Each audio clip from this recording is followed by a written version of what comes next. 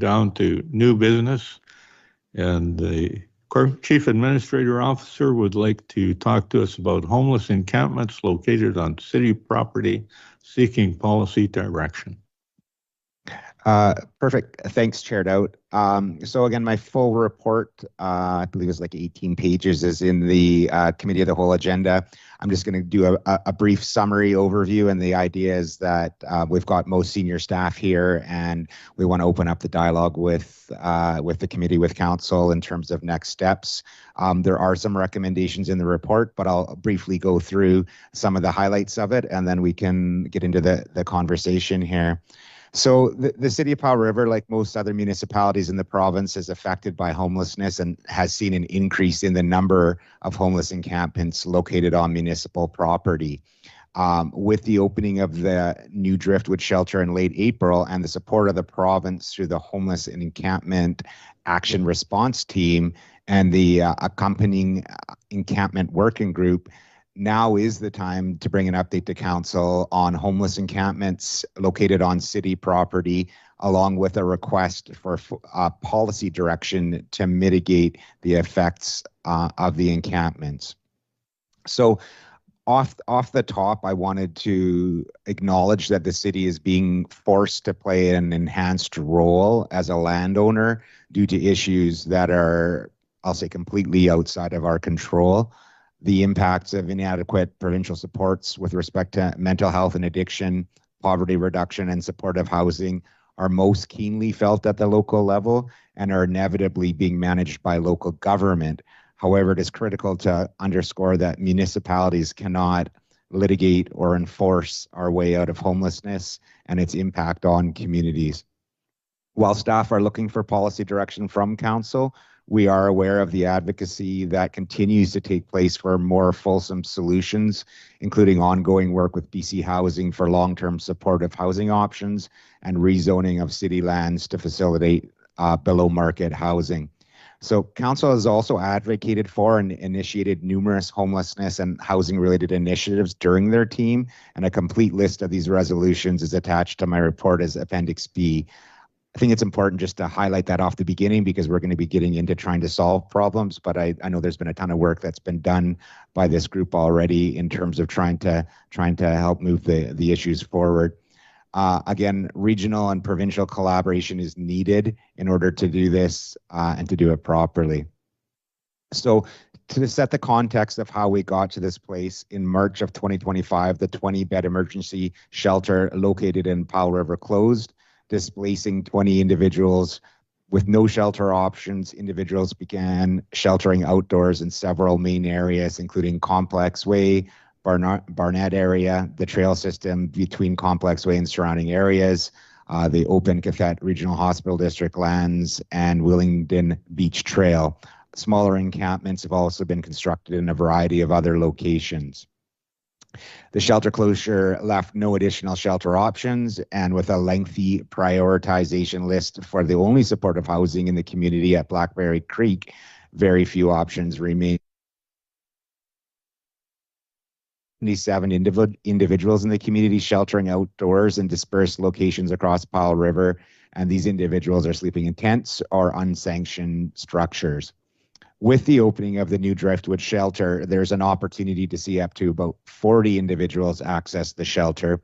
And as can be seen from the number of individuals currently sheltering outdoors versus capacity at the Driftwood shelter, there's currently not enough spaces. So on top of the lack of available beds, a number of other considerations are in place regarding the Driftwood shelter, including the fact that some people have expressed they do not want to go to the shelter. And for some of these reasons include pets, limited storage options, or couples that wish to remain together. There have also been reports of concerns for individual safety. Many choose to set up encampments in remote areas because of a perceived risk for life and personal safety associated with shelter and general congregation. Again, the timing of the opening of the shelter with the warmer weather, there's expected to be less uptick in shelter usage this time of year. And then there are rules associated with the shelter that some people do not like, such as the fact that it's a first come, first serve shelter, with intake beginning at 4 p.m. and closing at midnight daily. Although mitigations are in play through the partners of the Encampment Working Group, again, which is part of the HEART program, the reality is that there will be a number of individuals and encampments located on city property despite the best efforts of the community partners. Having individual shelter outdoors on city property brings up a number of issues that have been identified by staff, and again, working with the Encampment Working Group. The full list, again, is included in my report, but some of the key areas include significant costs due to emergency response calls, increased risk of wildfires, complaints from public about garbage waste accumulation, a public perception of increased safety risk due to increase in unplanned interactions with encampment residents, environmental concerns, including for fish-bearing streams in proximity and impact to forested areas, concerns about inappropriate discarding of drug paraphernalia, and life safety life safety health concerns for encampment residents due to the inherent risks of living rough outdoors. So although the HEART program has proven to be a positive support, the actual responsibility for ensuring that city land is maintained in a good state and local bylaws are upheld is the city's. And that was made clear to us through participation in the Encampment Working Group, that they are here, they being the province and BC Housing and the others, to help support. But in terms of any authority, the Encampment Response Plan does not speak to the landowner's authority to enforce land use. On municipal land, the city is responsible for serving notices under the Trespass Act and potentially the Transportation Act. So all of the city lands where encampments are or have been located are zoned for park use, whether developed with recreational facilities or in a natural state, and are under the custody, care, management, and jurisdiction of the Parks, Recreation, and Culture Department. Although the current City of Powell River Parks bylaw limits the times in which the public can access the park between 6 a.m. and 11 p.m. unless authorized by the director through a park use permit, they are woefully out of date and need to be amended or replaced. Changes to the parks bylaw would need to reflect that the legal landscape has changed considerably since the existing bylaw was enacted in the 1970s. So, I mean, this is a really old bylaw in terms of a city, and although it worked almost to date, it's a challenge. Most notably, since 2008, there have been a number of decisions from BC courts pertaining to outdoor sheltering in public spaces. These decisions are rooted in the Charter of Rights and Freedoms, specifically Section 7, which states that everyone has the right to life, liberty, and security of a person. And so for BC courts, they've determined that in the absence of sufficient access to overnight shelter space, a municipality cannot prohibit a person from erecting a shelter on public lands to protect themselves from the elements without infringing on that person's right to life and the security of person. And so the practical effect of this is that in communities where the demand for emergency shelter spaces exceeds the supply of such spaces, an outright ban on overnight sheltering in parks is unconstitutional and unenforceable. So again, going back, as there have not been adequate shelter facilities since the emergency shelter closed in March, the law, city staff have not been enforcing the current blanket prohibition against overnight sheltering in parks. Instead, in the absence of clear responding to issues related to the building of large structures, and by law enforcement officers have been undertaking regular patrols for additional structures and discarded in operation departments, they have taken a supportive role wherein bylaw enforcement will receive a complaint, deal with discarded needles, and then request cleanup assistance from both parks and operations, with these two divisions assisting in the required cleanup. In terms of their individuals may be involved either as victims or offenders, medical well-being checks and complaints related to unwanted persons are been attempting to remove all encampments and unhoused people from municipal property. It needs to be acknowledged that although highlighted in the report in relation to existing encampment problems, City Council and staff receive communications from individuals and community groups on an ongoing basis in relation to homeless encampments located on city land. There seems to be a general understanding that this is not a city, not a problem that the city has brought upon itself, but there's constant requests for the city to do something to try and address the issues. And issues identified to date mostly reflect what has been identified by staff, but also that now that the shelter is open, people should not be allowed to have encampments on city land unless the shelter is fully utilized. And if it is fully utilized, encampments should be focused to one specific area with continual monitoring and enforcement. So this is a sort of highlight summary of what we've heard from community organizations and some people writing in. So with the Driftwood shelter now open and recognizing that policy direction is required from council before moving forward with any significant changes to existing practice, staff have identified several potential options for council to consider in relation to homeless encampments on city-owned property. Option A is status quo, and under this scenario, staff continue to respond to fire complaints and larger structures, but do not attempt to remove encampments or unhoused people from municipal property. Option B has 3 paths associated, but it's basically enact changes to the parks bylaw to regulate overnight sheltering. And so to manage public spaces both effectively and legally, staff looked into what other communities are doing and best practices regarding regulating overnight sheltering in public places or parks. And the 3 main approaches that communities use are 1, which is to allow overnight sheltering in all parks with limitations such as specific hours, proximity to park infrastructure, etc. Or 2, allow overnight sheltering in one specific park or public space, i.e. an encampment site, and prohibit it everywhere else. Or 3, prohibit overnight sheltering in certain parks and allow it in others, again with limitations. Again, those are the 3 sort of paths that seem to stand out when we do the scan of what's taking place. And again, we worked closely with the encampment working group to see if there's other solutions out there that maybe we haven't identified, but what we keep hearing is that it's very location specific and there's no one magic solution.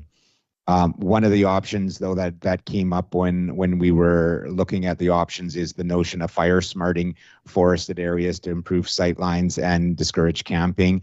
And so that's similar to what has taken place on the Cathet Regional Hospital District owned property adjacent to Blackberry Creek supportive housing. And staff feel that this option can be included as an addition to the other identified options. So my report goes through the various options, highlighting the financial and operational implications in detail. So not going to go through it because there's a lot of information in there, including statistics and dollar values and a lot of information. But when the various options were reviewed, the recommended approach for council consideration is option B, path 3, which is to prohibit overnight sheltering in certain parks and allow it in others with limitations. Each option has its pros and cons, and none solve the root causes of homelessness, but aim to mitigate the impacts of outdoor sheltering in a way that is respectful of all park users, including those sheltering overnight. So, will allow the city to regulate temporary outdoor sheltering in a manner which balances the city's responsibility to provide for stewardship of parks, trails, and public assets, the individual rights of the charter, the individual rights under the Charter of Rights and Freedoms, including the rights of freedom of assembly, freedom of expression, and security of the person, the needs of the unhoused to have a place to shelter with staff's ability to monitor. And in consideration of path 3 and in conjunction with the encampment working group, staff have identified potential criteria for the prioritization approach based on public safety risks, environmental impact, level of support needs, encampment characteristics, land use development priorities, and proximity to existing residential neighborhoods. As noted in my report, staff are concerned that none of the options can be adequately addressed without further resources dedicated to the issue. And with that in mind, staff are recommending that council also direct staff to include additional funding in the 2027 budget dedicated to helping address the homeless encampment and homelessness issue. Because of the significant amount of garbage and the associated environmental impacts of the existing encampments, staff are also recommending that council direct staff to allocate specific funds in the City of Powell River 2026-2030 financial plan bylaw, specifically for 2026 to pay for the required cleanup of these sites. And then finally, staff also recommend that option C, which is the Fire Smart program, be budgeted for high-risk municipal parks for 2027. Just about done here, just wrapping up in terms of next steps. And should council choose to direct staff to amend the existing parks bylaw to prohibit overnight sheltering in certain parks, staff would begin the process of revising our parks bylaw. It should be noted that although the focus of this report and the recommendations contained within are on homeless encampments and overnight sheltering in parks and public spaces, the city really actually needs to create a whole new parks bylaw. Our parks bylaw, again, is from the 1970s, and it needs to be modernized to include significant language changes, including but not limited to hours of use, commercial use, use by community groups, etc. But at this point, we're really just focusing on amendments to focus on overnight sheltering as the first step. And once staff have had a chance to implement those changes, they'll begin work on a new, more comprehensive parks and open spaces bylaw for council considerations. In terms of a timeline for implementing any council direction, should the committee of the whole make recommendations to council, they would go to the July 2nd meeting for approval. And then once approved, staff would undertake any required work with consideration of first 3 readings to come back for August 18th council meeting. If council approves amendments to the financial plan for encampment cleanup costs, staff will begin the work of assessing sites and planning for cleanup immediately. And then finally, in terms of communication and engagement, it's anticipated that the work to support the implementation of an amendment bylaw would be undertaken with existing communications capacity and budget. And if direction is given to create an amended parks bylaw, which includes restrictions to overnight camping, there would not be a fulsome public engagement process for identifying the potential overnight sheltering locations.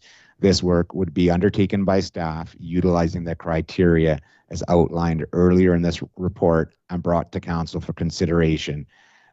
The process of approving the amended bylaw would include an opportunity for public input at council meetings, and if approved, the amendment bylaw would be shared with the community via council highlights, as well as using the city's normal communication channels of the websites and social media to raise awareness of the overnight camping restrictions and what the public can expect. So finally, again, myself and I and other staff are available to answer any questions. There are proposed recommendations in the report. And again, I apologize for the volume of information. I was going to do a fancy PowerPoint to do it, but I didn't have a lot of photos to put up there, and it was mostly words. So again, the idea is that we're bringing this for council consideration, committee consideration, and we're open to answer any questions that committee council has. Here we are. So just write down all of the hands. Councillor Elliott, Councillor Suscott, Mayor. Anyone else? Councillor Palm, Councillor Isaacson. Want to make a comment, Councillor Alameda? And I'll put myself at the end of that list. Okay, Councillor Elliott, go ahead. Questions, comments? Thank you, Chair. Thank you to staff for bringing this forward. It's definitely an issue we need to start talking about. I don't see proposed areas for trying to implement such strategies, so I'm guessing that would be part of the next steps to figure that out. Has anyone considered some kind of a enforcement zones? So red zone, we would enforce fairly heavily because of risks to fire or what have you. Orange zones, enforcement at a little bit lower level, and yellow zones. So it's prohibitive everywhere. It's just how you enforce. Yellow zones would be our favorite areas for people to hang out, and we would enforce there based on their own behaviors and whether they're causing danger to anyone. or to our facilities or our parks. The difference between that is there's no real permission given, rather it's managing our resources for enforcement based on risk analysis. And I ask the question because I worry about our lack of facilities and the need to build them if we're permitting certain activities. For example, people need to have accessible washrooms, whether they be indoor, outdoor, whatever, running water, some outdoor showers. We need better garbage and recycling disposal, probably sharps disposable. And another thing that folks who don't have a place to call home generally have a need of is lockers and so forth to put belongings, and we don't have a lot of access in our community. And so if we start making zones where things are permitted, we are also then expected to have the facilities to manage that, and we do not. And so my question is, should we get a plan of having these facilities augment our public facilities within our city so that people who are struggling have better access to the things that they need without having to, borrow, beg, and steal it from other people? And B, if we're going to move toward some sort of permission, wouldn't it be better to be less enforcement kind of a model rather than saying, yeah, you're allowed to be here? It's the question. Through the chair, in terms of your original question about sort of red, yellow, green zones and whether staff looked at that as an option, the answer is no. We focused on specific parks that would be allowed around specific criteria where they could go, as opposed to having various levels of enforcement for various other areas. Off the top of my head, it would feel like it'd be operationally a little bit more involved to have, again, a variety of areas to have, yes. To enforce. Councillor Southcott. Thanks, Chair. Really appreciate the breadth and depth of this report. Of course, this issue brings up a whole slew of questions, and so I read this very carefully, and a lot of the referenced information, other reports, etc., because I usually find that if I do good research, I answer most of my own questions. They're already in the report. However, I do have 4 questions. So the first one is, has there been consideration, I just want to say I support the idea of option B, path 3, because to me it seems to suggest the greatest potential for versatility and flexibility for staff, which I think is very important in this broad situation, because it's constantly changing, and so response to it needs to change and be flexible in order to be effective. I know there are people in the homeless population who are amenable to interacting or providing connection to others who may not be so willing, but connection to that population. Has it been considered? And I know the homelessness, the encampment working group, it doesn't seem to include that sector of population, but more from operational standpoint, and all of service, all the departments, police, fire, parks, bylaw, has there been thought of accessing perhaps that population to see where might work better than other places? Just conversationally, I'm just wondering if that connection has been considered. Through the chair, good question. I would say that the encampment working group, although it doesn't include unhoused population, and it includes the workers that are, I'll say, advocating on behalf of that population, and so the thoughts, the ideas, and the realities of that situation and what they are looking for, being access to services, proximity to certain things, is being brought up through that group. Although not specifically through the unhoused population, but through the people that support them, whether it's Vancouver Coastal Health or BC Housing. I'd like to go around the table and try to keep it to one each, because we've got every councillor on the list so far, and hopefully we won't be by backtracking. Well, Mr. Mayor Wasno, you're next. Through the chair, I had an opportunity at the Federation of Canadian Municipalities meetings to engage with a number of mayors and appointed officials on the issue. One of the things that became very clear was the importance of a definition for what homeless means. For example, there are individuals who are homeless because they have a health situation which traditionally would have been referred to as a mental challenge.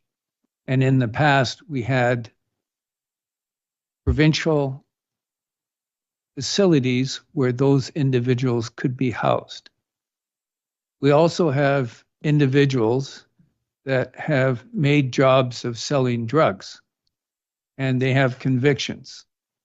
So the consensus was define homelessness in a way that defines people who do not have the economic means to provide housing, but they're not associated with either of the other two groups, which is not the municipal responsibility.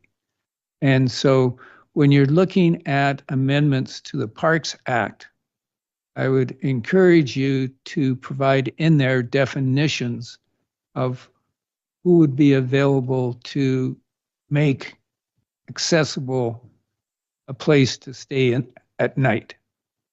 Thank you. Thank you, Mr. Mayor. Councillor Palm. Yes, thank you, Chair. This is a very difficult subject to even discuss in this chamber because it affects so many in our community. Obviously, our bylaws need an update. Deal with this as is rampant throughout BC and all of our communities currently. And it's not getting any better anytime soon. There's compassion, and then there's practicality and the effects on the good law-abiding tax-paying citizens that we should be listening to. So I'm going to ask a specific question of our two city directors on the regional district, because I know this discussion came to your table at the regional district recently. And I believe, if I'm not incorrect, that the decision was made to lobby the provincial government for additional funding to deal with homelessness, whether it's in the city or a regional district, to any degree. Am I correct in that regard? Oh, Councillor Palm, this is an opportunity to ask questions of staff, not other councillors. I think it's. I'm going to suggest that you move on and talk about your feelings on this issue. Councillor Doughton, to simply say that whatever decision was made at the regional district in this regard, we should be listening to, and we should be working with our community partners, and we should be lobbying the provincial government for funding on cleanup, on facility, so that these individuals can be treated with the dignity and respect that they deserve in their condition that they find themselves in. Because as far as I'm concerned, this is a Government of Canada, a Government of BC responsibility downloaded to the city of Powell River simply because we own property that we are responsible for. That's what the report says, that we are responsible for cleanup. And I'm not sure about facilities, but I'm sure if we designate a couple of areas, we're going to be responsible because it's our job. So in terms of the recommendations that we have before us, I'm all for revamping our bylaws, having staff bring us something forward in that regard. And at the same time, options 1, 2, and 3, I kind of am supporting option 3 because there could be a couple of sites to divide the population of homeless. We have 77 outlined. With the new facility housing 40, you're down to 35 or whatever. So if you divide that population in half, you're hopefully not creating as many problems as would be created otherwise. So that's kind of where I sit. I'm looking forward to seeing the staff report. But at the same time, I would really appreciate if staff reach out to the regional district and offered support for them to lobby provincial funding. Thank you, Chair. Councillor Isaacson. Thank you, Chair. One question for staff. The option B, number 3, which is in the recommended motion, prohibit overnight sheltering in certain parks and allow it in others, again with limitations. You mentioned specified hours or proximity to park infrastructure, etc. Can you speak a little bit more to what sort of limitations you might that might be incorporated into a parks bylaw if it included option B part 3 and limitations?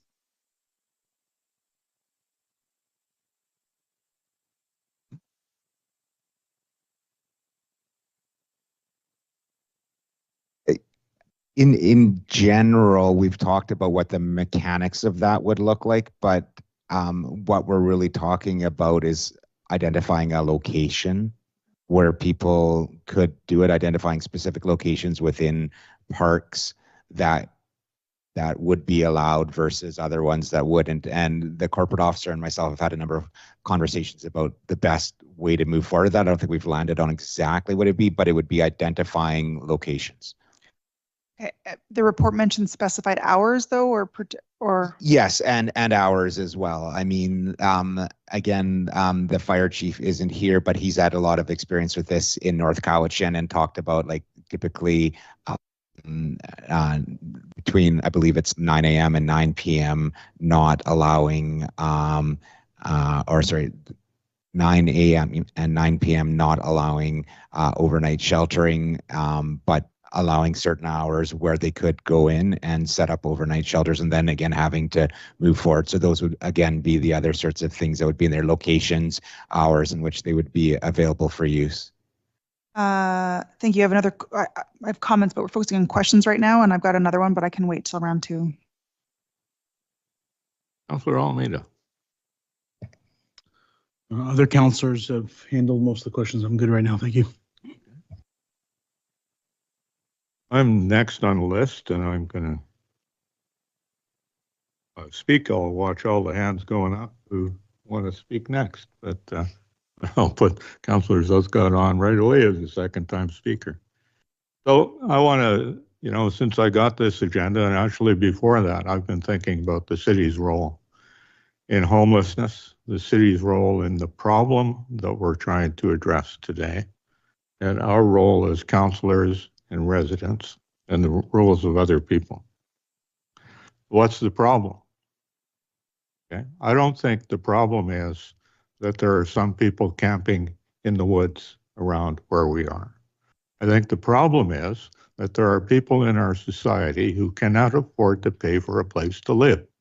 And there is no choice about where to live if you get to a certain point, other than to find yourself a place in the bush or a place beside the road in maybe a cloverleaf in the lower mainland, or a rest stop in the interior. You have to go somewhere. And people have done that by setting up tents in different places. And the problem that they exist, the problem that they are human beings, and the problem that they don't have enough money to pay for housing won't be resolved by any of the suggestions in this package. Okay? They just won't. The problem is economic. And I've looked into it. I've looked at the Statistics Canada reports for income and costs of living the comparison of the income and the cost of living to various groups in society in the last number of years from 1972. And from 1972 to today, the bottom 20% of people have been losing their share of income to the top 20%. And the cost of living has been going up just as much for the bottom income earners in our society as it is going up for the people at the top. And the difference is that the cost of living has gone up faster for people at the lower end of the income scale than is their income. And that's where we are. And you can deal with that. The federal government can deal with it, but not the local government. I don't think there's anything we can do locally to change that. The federal governments in other countries have dealt with the fact that people can't afford housing by making housing a human right and having the federal governments provide housing for everybody that is in their society. But I don't think that's going to happen here. I don't think it's going to happen for a long time. So here we are. We're in an economic situation and we're trying to deal with the people. And the fact is that there are homeless people in our community, and that makes a lot of people uncomfortable. But what's the solution? Well, right now, the solution that people are living in different places in the parks and the forests and in bushes all over the place.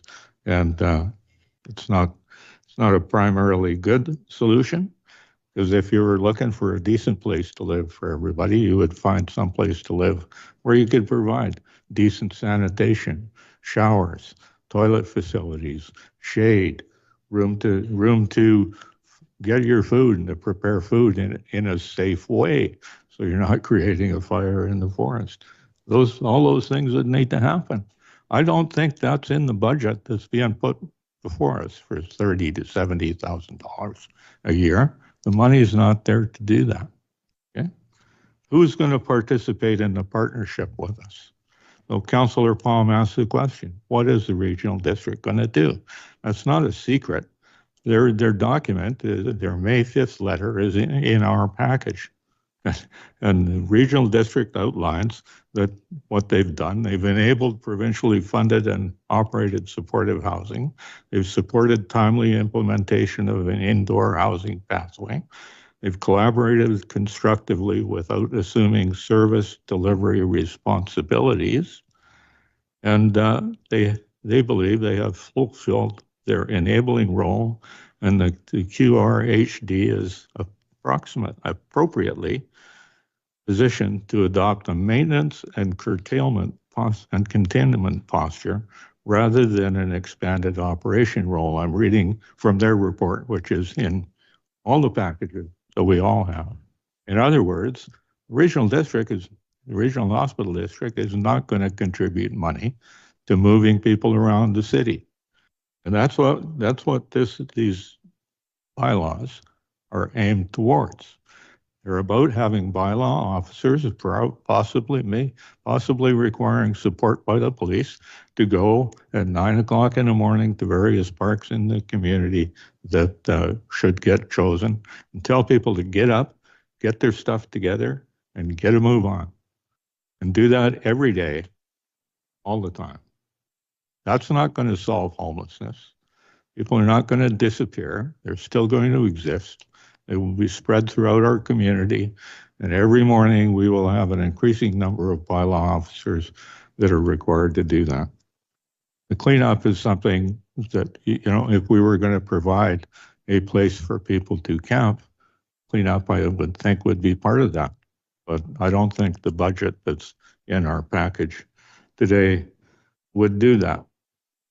And I look for examples that have come up in the news of successful places where this strategy has worked. This is not a brand new strategy. It's happening all over the place. And every night on the 6 o'clock news, almost, you can see someplace where a community that have set up in a park or beside the road is being moved along to some other place. I went to see a movie at the library about the White Cart Initiative. which is an initiative in Kelowna where they had set up a moving memorial in a white cart, which was a memorial for people who had lived in homeless encampments who had died. And frankly, there was no place that people could go to grieve these people, these friends of theirs who had gone. And this is a common thing. It's not the kind of thing that only happens in Fall River. It's happening everywhere.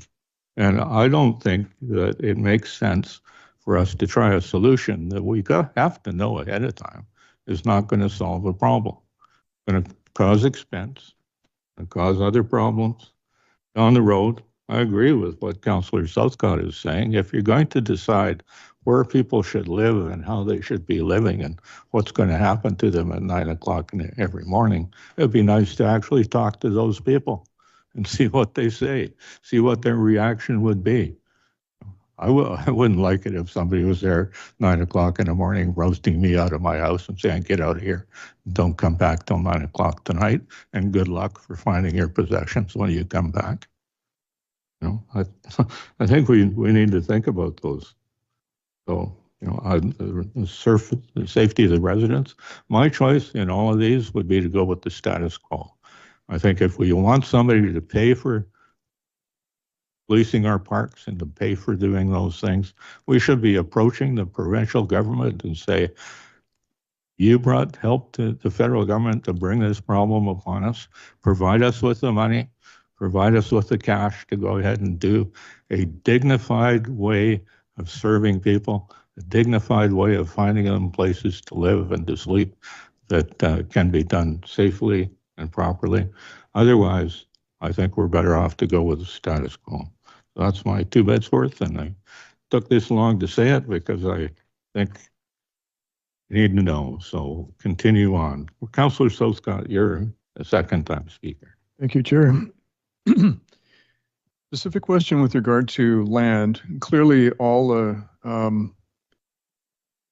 okay, so it's jurisdictional, basically, I guess, with respect to the different departments that are going to be or that are mentioned that are going to be responsible or dealing with this challenge. And parks is definitely mentioned, but obviously the parks bylaw needs serious amendment.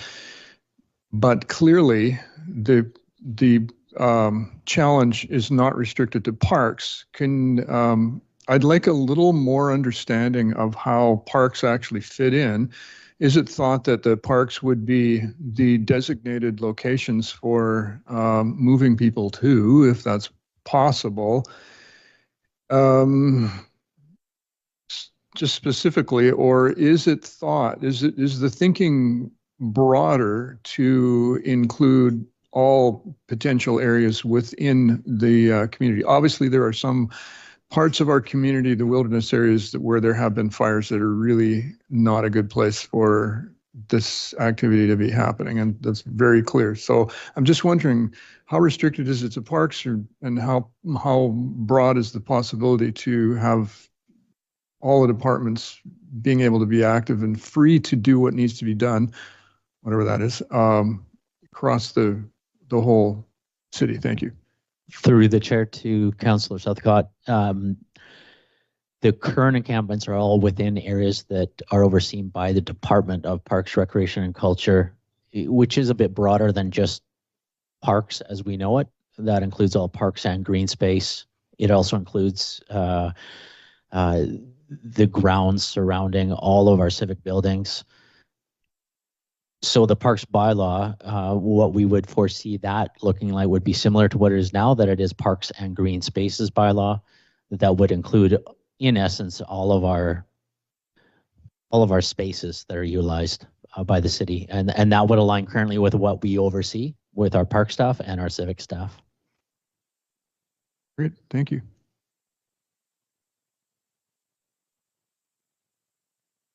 Councillor Elliott. Thank you, Chair. So if you're contemplating a future where we're trying to keep people from leaving their tents more than overnight, I would be interested in knowing, like, a quote to put in a bunch of lockers so that it's actually physically possible for people to do something in the day without packing their entire world with them on their backs. And having to pack up and do that would be a direct result of our policies. And people would then be inclined to try to find a place outside of our jurisdiction, which may increase the danger to the city as far as fire and so forth, trying to be hidden away where people won't see them or what have you. And so I don't think that having just rules and enforcing them without the facilities to go along with it and without understanding what that's going to cost us is actually going to improve safety for the city or our situation. And so those facilities that we need is not just some rules and some enforcement. What we need is solutions for people who are trying to put their tents somewhere in the daytime or things like that. So they're going to need lockers, which we can issue if the need is there. Lockers at beaches are common in a lot of places, but not our area. Lockers that people can use. We're also going to need better, and citywide, we need better access to garbage receptacles. And I wouldn't mind a strategy around that. Bus stops, high foot traffic areas. We have very little in the way of public garbage disposal bins everywhere. And it's just not just a problem for people who have no home to bring their garbage home to. It's a problem for our tourists when they walk around. It's a problem for everybody. So a lot of these services that we need to increase to make our city cleaner and better doesn't just help homeless people, it helps everybody. And then the other problem we're having around sharps could be alleviated if we had more sharps containers, disposal containers accessible to people who are not inside places where they are, because most of those are kept inside. Now, I don't know liability around that or who has to do that, but I do know that people, when they have a sharps container disposal unit, tend to use them and they just don't have access to them everywhere. Or at least your chances are better. And there's not just sharps for people who are doing illicit drugs. There are sharps involved in people doing their prescribed medications, including diabetes or whatever it is they need. So it's not simply that they don't have homes and it's always drug related. It's that they don't have homes or places to do things past certain hours for whatever situation they're in when they don't have homes. And so we need to up the bar as far as access to services that are municipal jurisdictions, such as getting rid of garbage, making sure people can have water and a bathroom and things like that. Through the chair, if I may respond, what we noted in all the options under financial implications is that the level of service that council would like to provide the encampment also impacts costs. What we specifically put in, if council would like to provide garbage services, washrooms, maintenance, water, security, or anything, this would increase the costs. And to the chair's earlier comments, we know that we don't have a solution. We say that in the report, we don't have a solution. We're just trying to figure out what council wants. What we also don't have as staff is any policy direction. So we have no solution, but we have no policy direction. And it's a challenging environment. We 100%. And if the solution is status quo, so be it. If it's one of these others, we know it's going to cost. We know that we're not going to solve it, and we're being asked to deal with it. So it's tough. But if council in their wisdom decides to move forward with one of the options and feels that one of the things that should be provided is a quote for additional things such as washrooms, water, additional garbage pickup, we can bring that back as part of any change. Again, this is council in a policy direction role, letting us as staff know what to do. Councillor Isaacs. Thank you, Chair. So the second question that I had was related to option B, path 3 again. And And again, it's about permitting in some areas and not in others. I'm wondering about a slightly different wording and how that might, what you see as potential implications. So you outlined that there is sheltering right now in areas that are sensitive, that may be related to parks or related to culturally significant spots or riparian areas. And so if it was more to like, if the bylaw changes were meant to outline sensitive areas, the city is legally permitted to prohibit overnight sheltering. How does that, yeah, how does that differ from option 3 or is that more aligned with option 1 right now? Through the chair, if you could please just repeat what you said. I'm not quite sure I grasped. So right now, so if the bylaw was amended instead of option B part 3, if it said if it was amended to outline sensitive areas, the city is legally permitted to prohibit overnight sheltering. Is that basically option 1? Or is that a version of option 3? Through the chair, this whole legally permitted to, so we're legally permitted to basically allow them in certain parks and not in others. So I'm a bit confused about that statement about sensitive areas and legally permitted, because if we created a bylaw and did what we're suggesting, which is say you can go there and not, we're legally permitted to do that. In terms of sensitive areas, without a definition, we would use sort of the scope of what we mentioned earlier. So I don't know if it changes it, but I just want to make sure I understand. Yeah, I was thinking about situations where maybe people are currently camped, where it's in a riparian area where you could say like, where you ask people to move along so that they're not within, within. Okay. That was my thinking. I'm thinking about, anyways, I was wondering about that. That was one suggestion I wanted to explore. Thanks, Councillor Isaacson. And the mayor's been on the list waiting, and he has to go pretty soon. So I'd like to give the mayor an opportunity to make his comments. Thank you, Chair. I do have to go, but I appreciate the CEO letting me know the importance of this discussion. So I actually changed around my travels down to get my hip surgery. I think all of council has indicated it's a complex issue, but again, thank you very much for the staff for pulling it together and providing council an opportunity to provide some policy direction. Thank you. Thank you, Mr. Thank you, and good luck. Councillor Isaacson, did you want to continue? I'll give you a chance. Sure, just to share a couple of thoughts rather than questions. I think, well, first of all, I appreciate, like, it's a very thorough report. I think it's rooted in law, in realism, and compassion. I think it hit a lot of good notes, and I thoroughly appreciate making sure that council is aware of what the options are, what the implications are. I agree with some comments made by other councillors that, you know, advocacy is a part of this work as well. You know, we are working with the situation we have, and we can also advocate for different. And so some communities have sent an invoice to the province for the costs associated with encampments. I think we could do that. And even just a letter to the ministers of housing and social development, poverty reduction for financial support. Because whether we do status quo or choose something different, we're already paying. And so it's not like choosing an approach would require us to pay more.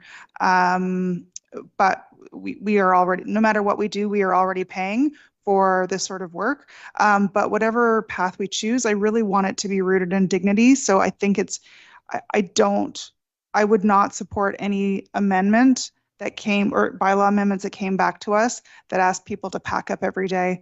I don't think that's humane, and I understand the rationales for doing it. And my rationales for not supporting that would lead me to not approve that. So that's why I asked a bit more information about hours and such, and limitations, because I have grave concerns. I'm open to option B, part 3. But so much of my support for that really depends on the details that we would actually see from staff. And so part of me is concerned about the level of work that might go into it without knowing some of the details and how or if I would support the results of that work. And so I don't think I can, like, I can't get from here to there without that report. And so I would support a motion that included option B, part 3. But I would also I would also consider supporting a status quo or option B, part 1. None of the options are great. None of the options solve our fundamental issues that are as a result of, as Councillor Doubt really eloquently put, these are big challenges in society that are rooted in economics and I would also add health and health and safety. And this will not solve anything, but we're dealing with what we're dealing with. And so how do we move forward? So I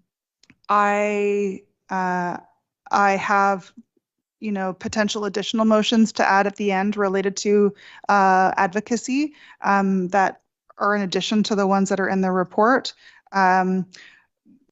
One other consideration as I'm thinking through which option to consider is similarly to how some people are choosing not to use the shelter because the rules don't work for them, because they want to stay with their partner, because they have a pet, because they want to have in and out privileges. The rules don't work for them, so they stay somewhere else. Similarly, if we are restricted in our overnight sheltering bylaw, people will also will choose additional options if things don't work for them. And so if we have limitations, I think what we'll end up having is people choosing to spread out again, and that's one of the issues that we're dealing with right now. So I'm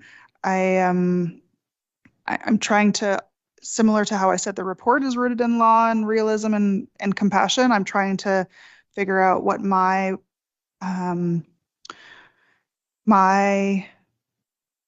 preference is for all of these options. And so I'm still listening to other councillors, but I've shared kind of some of the options that I'm leaning towards so far. Thank you.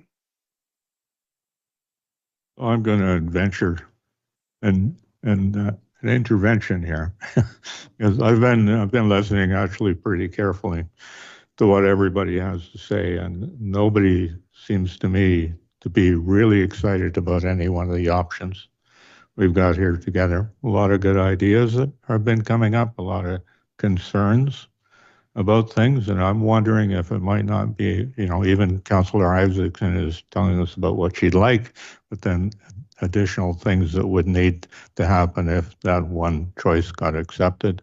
And I think it might be better if we took a little bit more time and we all had time to think a little bit more, study the documents a little bit more, and come back at a future meeting. So my preference, and I'm just making a suggestion, would be for somebody to make a motion to postpone this probably to our meeting at the end of June to have a discussion with this. I think, what's the date of that meeting, the 26th? Or, June 30th. June 30th is the next, is the committee of the whole. So that's my suggestion. I don't know if anybody wants to take me up on that, but Councillor Isaacson? Well, potential concern because of the quiet period. I'm wondering if we postpone that and then bylaw, I don't know if that impacts. No, okay, we're good. No. Again, if it's in process and we're not looking to start a whole new initiative with public consultation. I'm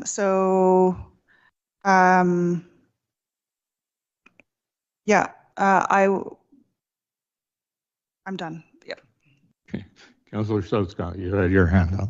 Thank you, Chair.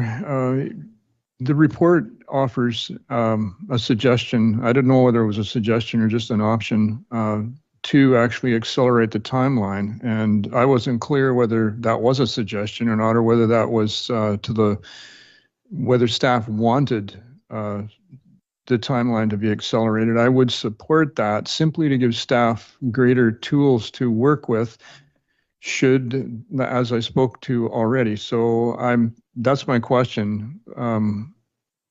would delaying disadvantage staff in terms of actually providing the degree of management that staff wants to provide? It's clearly needed. Through the chair, it's a good question. I would say that the realities of taking a break in the summer is that a lot of staff are going to be on vacation, and I'm assuming council as well. So we have a break between July 2nd and the end of August. So that was put in there in case council felt like it was a more urgent thing that they wanted to move forward with.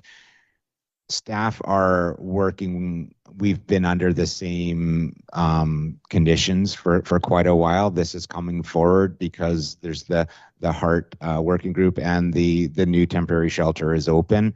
As much as we want to deal with it, I don't think it would necessarily be a good idea to start trying to set up special meetings during the summer to do so unless council felt there was an urgency associated. But we wanted to make it clear that if council felt there was an urgency, we could look to do that.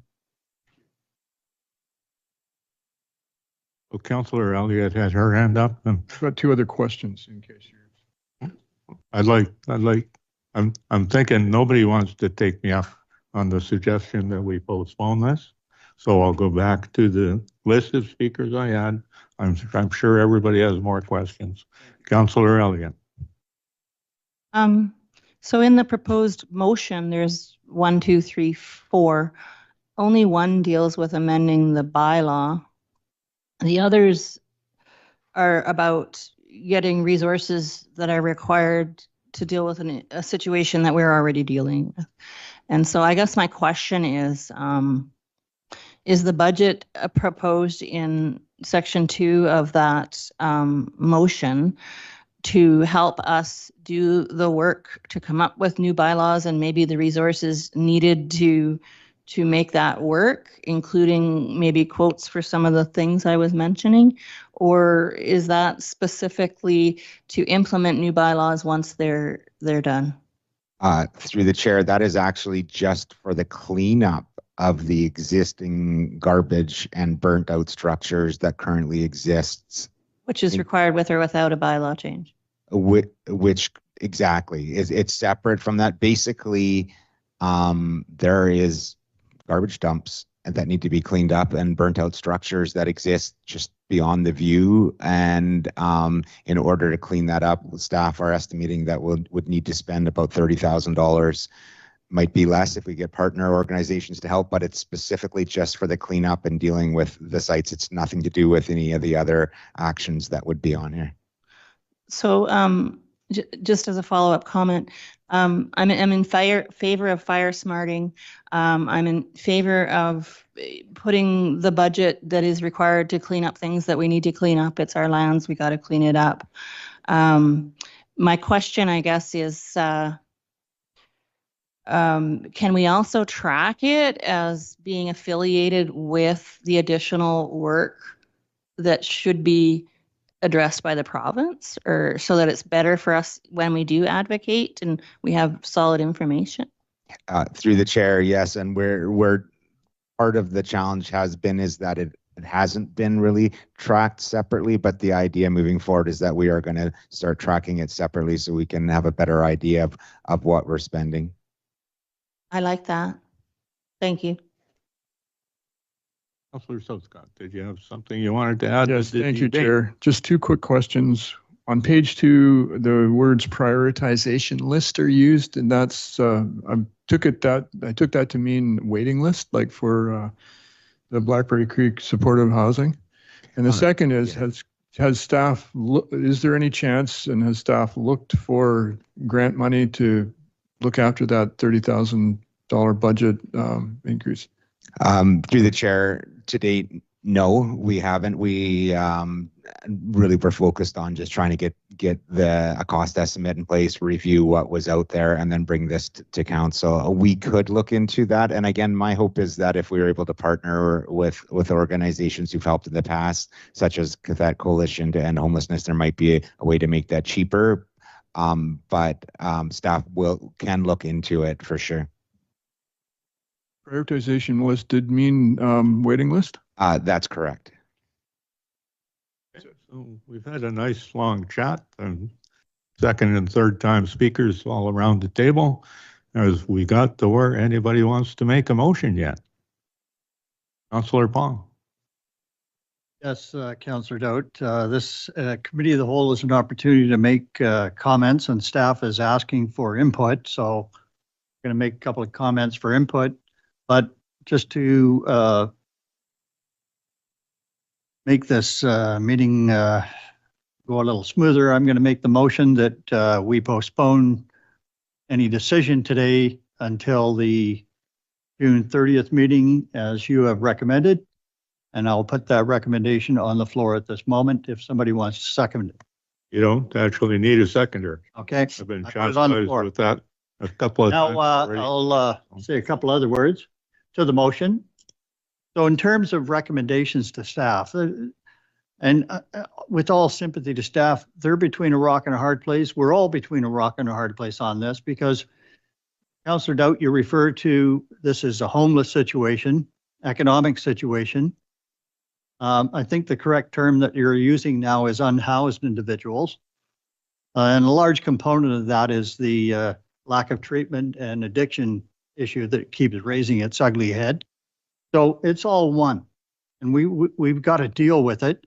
So my preference, just 2 cents to staff when they are going to bring back something down the road in this regard, is that we think clearly in terms of public safety, containment, and so that our first responders know where the problems are going to originate, because over this long hiatus of the summer, while staff may be working on this, we have fires and warm weather that present a prominent risk in our community. And that first and foremost is in my mind in terms of the public and our community. Having said that, if we can limit it to a couple of spaces so that we know what we're dealing with and reach out to the public at the same time for funding, I would much appreciate that coming forward. Thank you, Councillor Doubt. And the motion's on the floor. Thank you, Chair. I do not support delay. I think there's a lot of work's gone into this report. I do support the recommendations that are in the agenda. Who knows? Councillor Elliott. I'd prefer to make sections 2, 3, 4 of the recommended motion. And if we were going to postpone anything, it would be the section 1 to give us a little more time to think on the actual bylaw recommendation that we want to vote upon. The other 3 sections, I think, are less controversial and are going to help staff to manage over the summer some of the things that are happening and make sure that we're preparing our next year's budget to include fire smarting and increased capacity to deal with our issues in the city. Else? We have a motion, Councillor Palm's motion. All those in favor?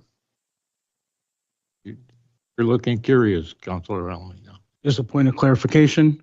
Councillor Palm's motion is to move the entire slate versus just object point 1 as per Councillor Elliott's comment. Councillor, would you like to repeat? I'm going to ask Councillor Doubt for clarification because I thought that was what he was asking for. The motion, I believe, and I hope staff got it down, but the motion, I think, was to postpone the decisions on this item until June 30th. Pretty simple, pretty straightforward, not complicated. There's a lot of subpositions within it, but the whole thing, if this motion passed, would be brought up again on June 30th. That's what I thought the ask was. Thank you. Is that clear? No, don't see any other hands up for discussion, so all those in favor? That's 2. All those opposed? The motion is defeated. I would make an alternate motion. Go ahead, Councillor Elliott. I want to make the motion as worded in sections 2, 3, and 4 of the recommended motion. Okay. 2, 3, and 4. Want to explain your motion? Certainly. So sections 2, 3, and 4 address putting budget towards addressing our staff's need to deal with things that we have to deal with. And also including fire smarting in our next year's budget so that we can fire smart areas that need it and increase visibility, which also helps in managing this situation, similar to what happened in the Cathet Regional District forest next to the shelter, or sorry, supportive housing unit. And I'm in favor of doing all of that. And I thought I would move that forward while hoping to give us a little more time on figuring out what we want to do with the bylaw. Else? Comments? All those in favor of the motion? Opposed? Councillor Baum and myself opposed. The motion carries. Councillor Southcott. Thank you. I want to move point number one in the recommendation. Okay. Would you like to explain why? As I said before, I believe there's been a lot of work done on this. I personally have carefully studied the reports and all the attached information. I do support number one. I don't think there's a need for delay, and I want to see staff have as much endorsement from this table as possible to do what is a difficult work. That's my justification for moving number one. Anyone? Councillor Elliott's hand. Curious.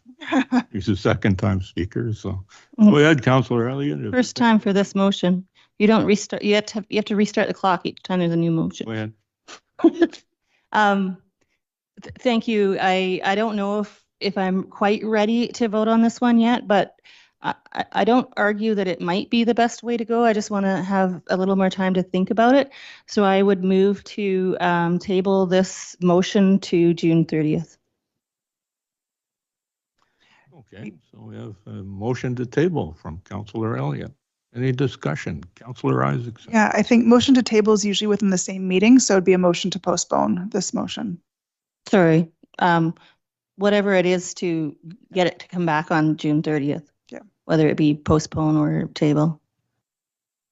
I think a motion to postpone would be just fine, Councillor Elliott, if you wanted to make that, as long as nobody has any. I'm fine with that amendment. Yeah, the main idea, I believe, is for council to Consider it on this June 30th. on June 30th and discuss it again. Yes, the motion to postpone would be appropriate, but to a specific date. So just June 30th, I presume, is what you're looking for. Councillor Southcott. Thank you, Chair, for your patience. So I really don't want to see this motion fail. I mean, I don't want to see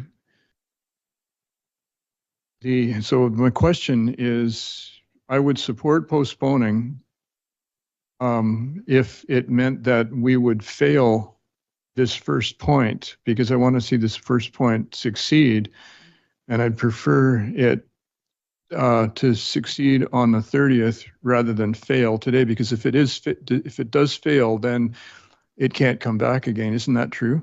Okay, just a point of order, Councillor Southcott. None of us can guess what's going to happen at the end. We're making a motion, we're debating it. None of us can predict whether it will pass or whether it will fail tonight or at the next meeting.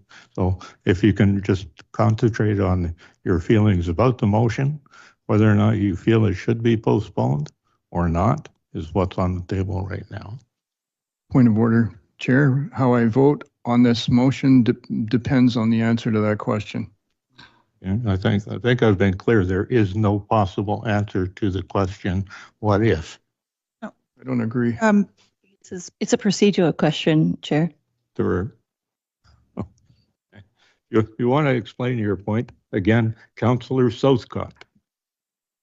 If we fail a motion, the question is, my understanding is that motion can't come back, either the motion itself or something that is like it, only just slightly worded differently. And that's my question, because I don't want to see this. I don't want to see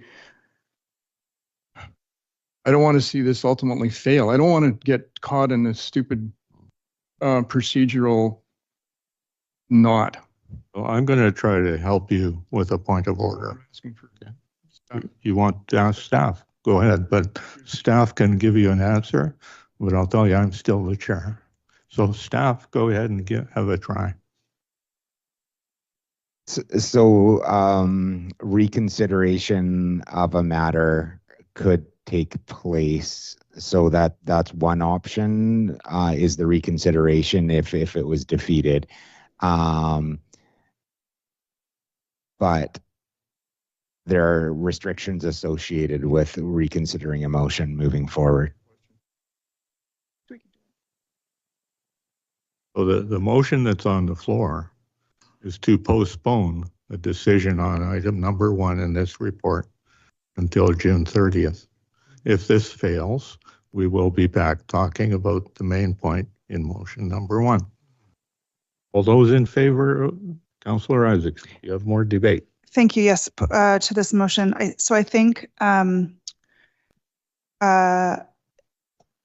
if we are not going to receive any additional information in the next 2 weeks, then I'm in the same place that I'm in now, and I don't think I need to postpone any further. And so I'm wondering through the chair to staff if there are any questions that have come up today that that you feel council would benefit from more information on 2 weeks from now that would add to what you've already prepared, or whether like given the types of questions that you've heard tonight. Through the chair, thanks for that, Councillor Isaacson. I don't think so, to be honest. I think really it's a challenging situation before council, and I've heard that there may be an idea that the notion of having people move out of the place every single day is not an option. So there is the ability for these recommendations to be tweaked if someone felt that there was a subset of it, but I don't think there's any actually more information. It's more just about what individual councillors would like to see done. Okay, so on the question of postponement, all those in favor? Favor 2, so that's 1, 2, 3, 4. Those opposed? Councillor Isaacson is opposed. So that means that we will be postponing this, and item number 1 will be discussed again on June 30th. Councillor Almeida. Thank you, Chair. Related to this topic, I wanted to put a motion on the floor that I've already sent over to our Deputy Corporate Officer. At Thursday's meeting, we are voting on the recommendations to request UBCM ministerial meetings, and that deadline is next week, so this is time sensitive. One of the recommendations we're already making is to the Minister of Housing, but that one is specifically related to concerns around the suspension of the Community Housing Fund. I would like to make a motion to add to that motion for Thursday that we also request funding to aid in the process of physical cleanup of homeless encampment refuse. Thank you. I can back that up as well. Is that doable? I hear all the discussions going on here, and I see the discussion going on at the staff table. I'm not sure there would be any impediment to you bringing that motion up on Thursday when we're discussing that item on. Fair enough. Does staff agree? Sorry for the crosstalk in the meeting, Chair. I'm just trying to confirm the last actual piece of motions that were done, just to confirm exactly what has been voted on and what hasn't. I can fill you in on what the question is right now. Councillor Alameda wants to add some detail onto a request for a minister's meeting. He would like to do it today. I had suggested that there is no reason he couldn't make that addition to one particular meeting on Thursday. That would be appropriate, Chair. Okay, work for you, Councillor Alameda? Fair enough. Good idea too, by the way. So Okay. the next item would be 12.2, I think. Chair, Which is, oh, I just think staff was asking for clarification on the previous items voted on. And so if you want to review what we voted for or against or postponed, that would be great. So to clarify, through the chair, what we had was a motion to postpone all of the items. no, the Recommendation motion, from Councillor Palm, which was opposed and did not pass. Then we had a motion from Councillor Elliott that items 2, 3, and 4 be recommended, and that passed. Opposed was Councillors Palm and Doubt. And then we had a motion from Councillor Southcott that item 1 be recommended. Councillor Elliott moved that that motion be tabled until June 30th, and that motion passed, which was opposed by Councillor Isaacson, as Councillor Southcott did not raise his hand at all.